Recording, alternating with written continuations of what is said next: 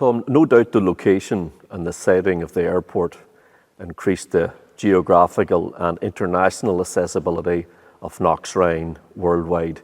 And is it fair to say that that led to the numerous and very significant dignitaries and, in fact, some film stars that visited Knoxrhine over the years? Oh, well, I suppose we'd be here until tomorrow if I were to go through all of them. But obviously there were some very major visitors here. And I suppose at the top of the list would be Pope John Paul II himself. And then Mother Teresa of Calcutta, because they're saints today. So they were very special visitors to the shrine. And then we had the papal legate as well, who came instead of Pope Benedict, whose health wasn't great at the time. And that was His Excellency Mark Wellis. We had the former Polish president, Lech Walesa. And of course, down the years, I've met all the Irish bishops, the archbishops, or Irish primates, all the Irish cardinals as well, Cardinal Conway, Cardinal Cahill Daly, and we have, and the present man as well. We met them all, Cardinal Sean Brady. You could go on and go on, you know. And especially I remember the American dignitaries who came. Cardinal Cook, who they say is really a saint. We had Cardinal Umberto Maderas from Boston. And he was a lovely man, brought many pilgrimages here. And then we also had Cardinal Kroll, the Polish cardinal, and we met him in America. And there was Cardinal John O'Connor, and in more recent times, of course, Cardinal Timothy Dolan and Sean O'Malley. They're just a small number of, we'll say, the big names, you know. And I couldn't leave out Father Patrick Payton, the Rosary priest from this county of Mayo, actually, only a few miles down the road from here. And he held many great Rosary rallies here down the years. And I often saw thousands of people standing out in the rain and tears in their eyes listening to the man speak. And I think they're things you wouldn't forget easily, you know. That's right. And Father Patrick Payton, he was the one who wrote the book All for Her because of his devotion to Our Lady and getting them through his illness. Well, I think his story, you see, he always told the same story, and that how he was ill and in a bad state. Our Lady came to his rescue, and maybe that was providential because he was the man who did wonderful work to spread devotion to the Rosary, you know. And Tom, I understand that John Wayne and Maureen O'Hara, the film stars, came here. I'm not sure if they came here together during that filming of The Quiet Man. Yes, I don't think they came together, but certainly you wouldn't expect maybe a man like John Wayne. You always have this great impression of John and the big hat and the horse, and you know. But certainly Maureen O'Hara was here a number of times. And I remember at one stage it was also said that Bing Crosby visited here, and he was really into the Irish thing and the songs of Ireland and all of that, you know. But then I suppose Shrine is a place that's different. It does attract people, and for all kinds of reasons. And some come just out of curiosity, but an awful lot come thanking Our Lady as well. And they're not always begging and looking for answers to their prayers. So it's a very mixed bag, that, you know. But then the human race is a great mixture anyhow of people and cultures and so on. Monsignor James Horn's death in '86 must have been an unbelievable shock to you and to the wider Knock community. Well, it was, because we felt that he was a man who was able to get things done. And what's going to happen now? And you're always afraid, maybe, that the next man to come won't be a doer. And actually, Monsignor, when he was alive, often said to me, you know, Knock depends on good people, good priests coming in to lead here. And he said you could be stuck with somebody who wouldn't maybe have an interest, and that would be detrimental. That was his own take on it, you know. Yeah, and again, it was interesting that a short few years later, Marion Carroll, she was healed at Knock, and that's one of the officially recognised healings in recent days, recent years. She was. Well, you see, the reason for that is that in recent times, there was a medical bureau established here. Now, years ago, after the apparition, certainly we'll say in later years when Knock Shrine Society was founded, there was a medical bureau set up, which had a big number of doctors attached to it, and they would pass judgment on the cures. And lots of those were sent to the Vatican, of course, from time to time. Indeed, they were sent even when the commission report was sent, way back in 1880, they were sent. But then, as time went on, there didn't seem to be too much of a need for a medical bureau. But now again, the interest has arisen, and it happened that there was a medical bureau here when Marion was healed. And it was a great occasion as well. Again, like so many things, no one was ever expecting anything like that to happen. And yet it did. And I remember here in this very building where we are, here in this very spot where we're talking, Marion's bed was placed here in front of Our Lady's statue. And after Mass, there's a ceremony called the Eucharistic Blessing, where the bishop or priest takes the Blessed Sacrament, comes around as they do in Lourdes, and they bless all the different sections. And on that day, I remember, I used to lead that group, that blessing group, around for that blessing. And we stop at each section, and then the priest or bishop raises the monstrance. And on that particular day, there was a huge crowd of people here. The place was packed. There were lines of wheelchairs as well. But Marion was the only woman on a bed, and you couldn't miss it. It was a big bed. She was flat out there, and she had a kind of a white, some kind of a support collar around her neck, and she seemed to be quite peaceful. And I remember coming around from Chapel 4, which is the chapel nearest here, but not the center one, and just coming around the corner here to bless the section where we are here. And when we came in front of Marion, the bishop that day was Bishop Colm O'Reilly of the Diocese of Ardagh and Clonmacnoise. And he raised the monstrance over her. The priest was reciting the prayers up above. He was Father James Ronayne, who is now parish priest over in Clifton. And there were the old prayers where you have the expressions, Lord, that I may see, Lord, that I may hear, Lord, that I may walk. And at that point, the bishop was raising the monstrance over Marion. And that's where the whole thing took place. She wanted to get off the bed, and the nurse beside her said, now, Marion, not here.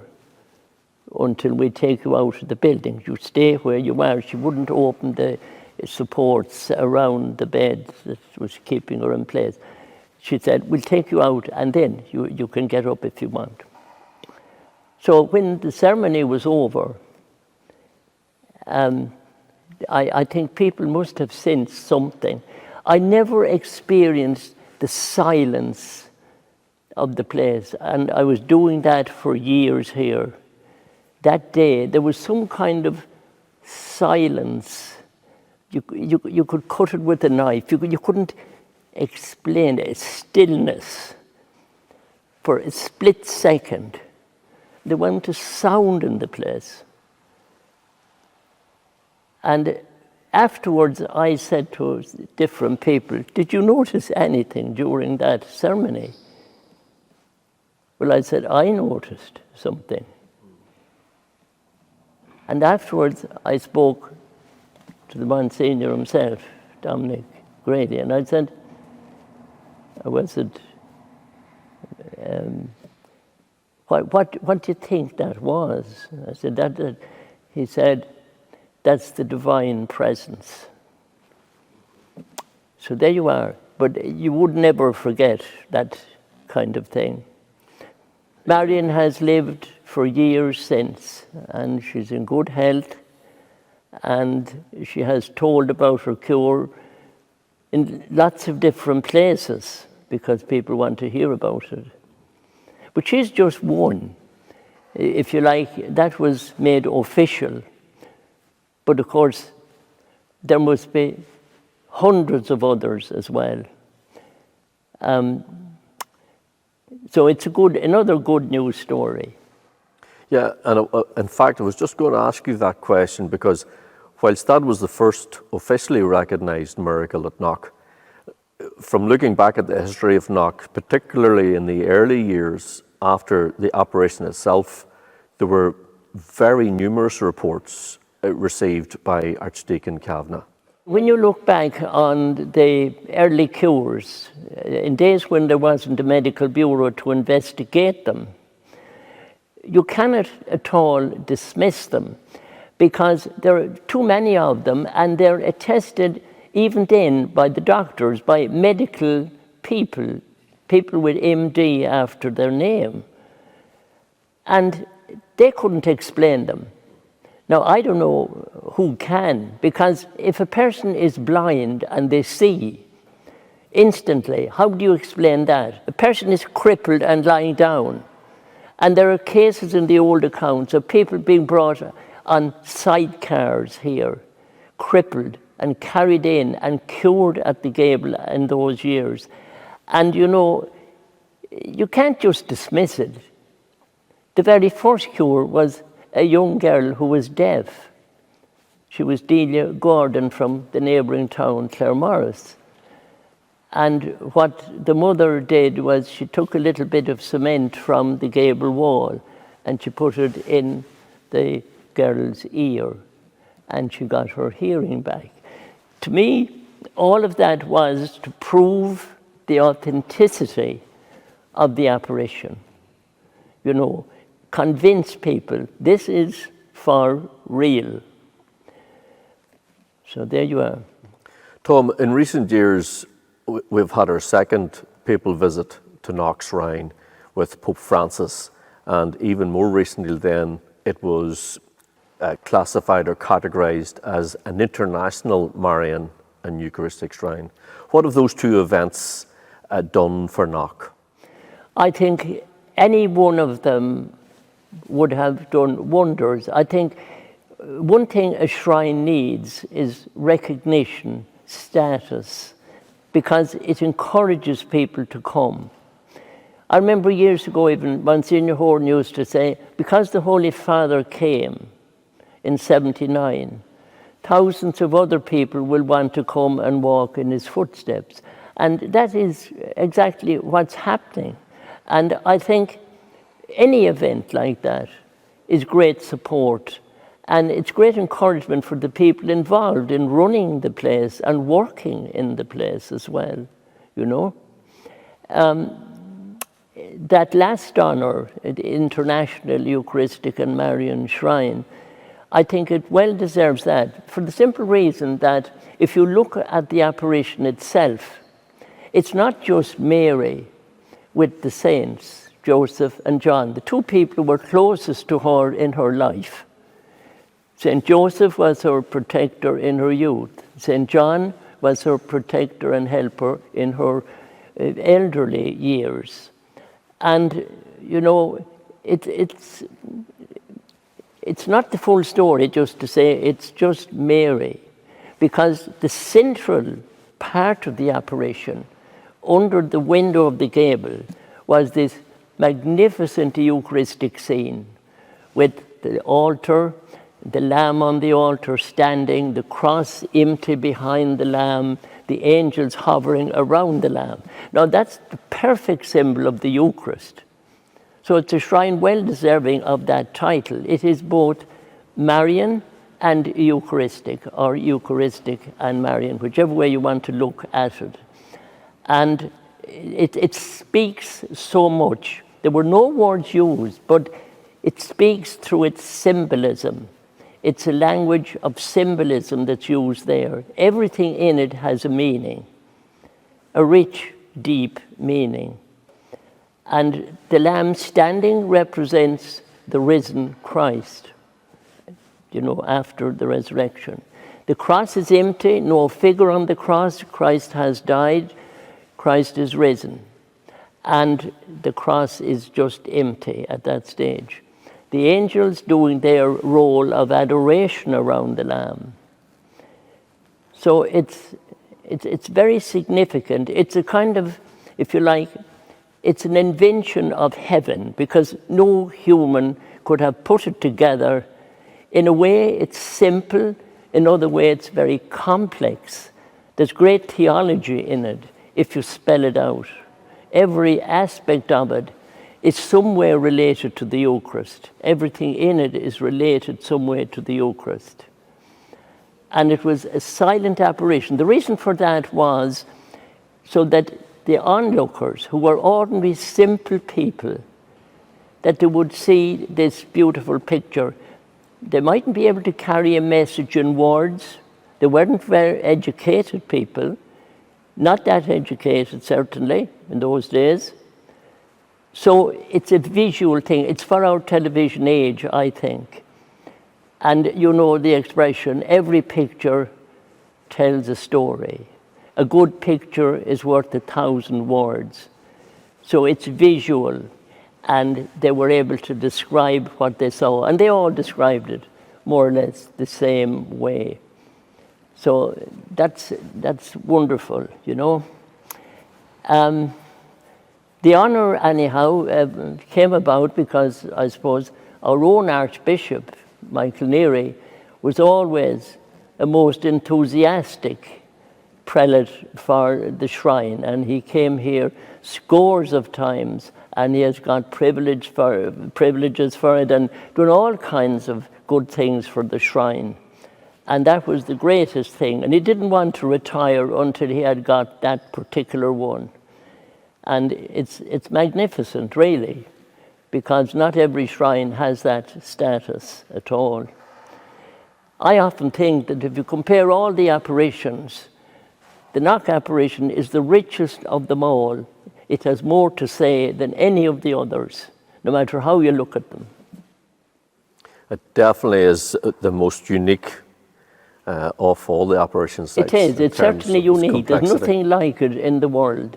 And as far as I know, there's no apparition in which the Lamb has appeared except Knock. So it gives it a particular importance, I think, you know. But the central thing, if you ask me, what is the central message of Knock? It is highlighting the redemption. The highlight of it is the paschal mystery of the passion, death, resurrection, and entry into glory of Jesus Christ.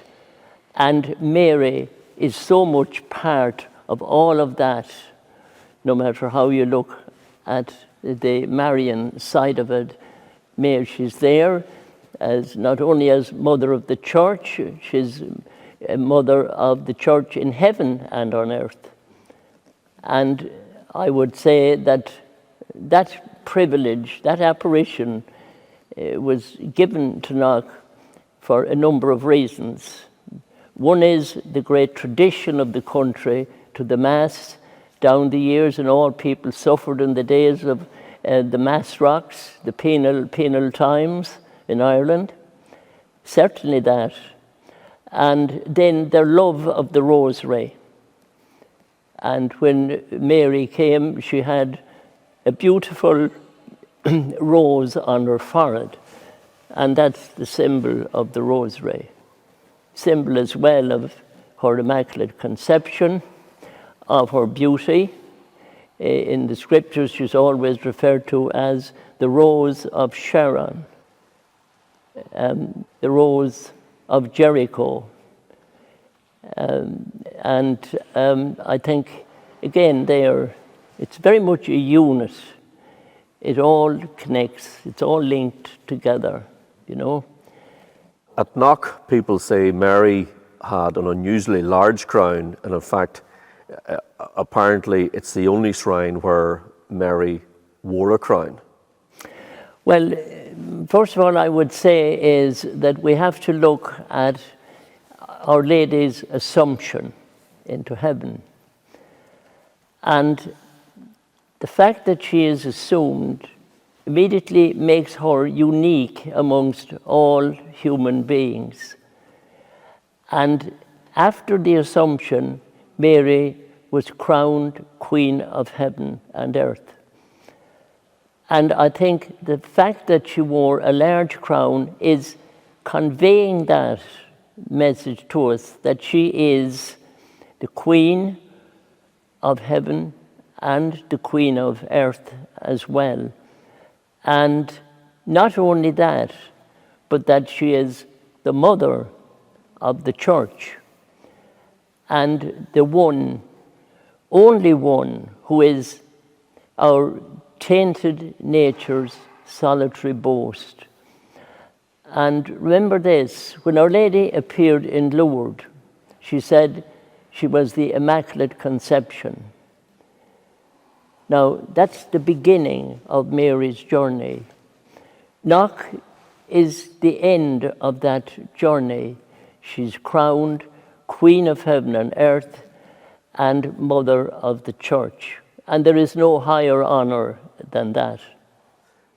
Tom, in June 2023, you were honored by Pope Francis by a wonderful gift, both you and your colleague, Mary Neary, for over 55 years of service here at Knock. Well, I suppose both Mary and myself, we're very kind of humble, down-to-earth people, and we would not expect any kind of honor or reward. I have often said that here, that people do what they do because they're happy doing it. They just want to make some little contribution to the church because maybe their lives have been very blessed and very successful, and they want to give a little bit back. And it's not that you want awards of any kind, but when they're given, they're certainly very much appreciated.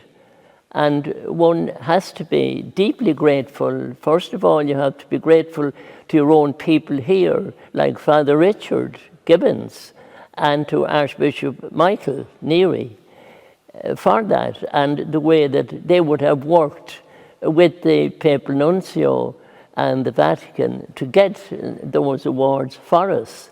And we deeply appreciate them and thank them for their efforts and say, well, you know, we really didn't feel worthy of those awards at all for our contributions here. But what more can you do? Only say thanks very much for that, you know. Tom, you're the author of numerous books and publications on Knock Shrine, and you've travelled widely, you know, promoting Knock and Our Lady throughout the world. Where do you see Knock and its significance going in the next number of years? The way I see it is that, you can't stop momentum. Where there is momentum, things have a peculiar way of moving ahead. And it's amazing, even in a short few years, the changes that can happen in a place, such as here. And to look at Knock today and compare it to, we'll say, as you said at the beginning, 1960 even, they're worlds apart altogether. And despite all the materialism and kind of interest nowadays in money and commerce and all this, you'd say it's strange that religious places tend to progress. But I think it's telling us that within people themselves, there's this deep feeling of a need for the spiritual, that they don't want their lives to be empty and pointless. There has to be something higher. And human beings are made for higher and better things because we're essentially spiritual as well as being bodily. And I think nowadays we're living in a world which is full of noise and razzmatazz and hype and all kinds of distraction. I think people need the church. They need spiritual places where they can sit back, relax, reflect, pray, and the very atmosphere of shrines, when you see so many other people praying and joining in, you're encouraged, you're given a great lift. And I think that's the value that Knock will have for the future. It will be an oasis of peace and quietness and healing as always. And that's good for people, good for the soul, and it's good for the body. Tom, thank you very much for that wonderful just account of, Thanks of your yourself, years. Aidan, and I appreciate what you do, and I admire the work you do and the lovely programs you make as well. And good luck with that, and keep it going. It's needed badly today. God bless. Thanks a million. Thanks a million.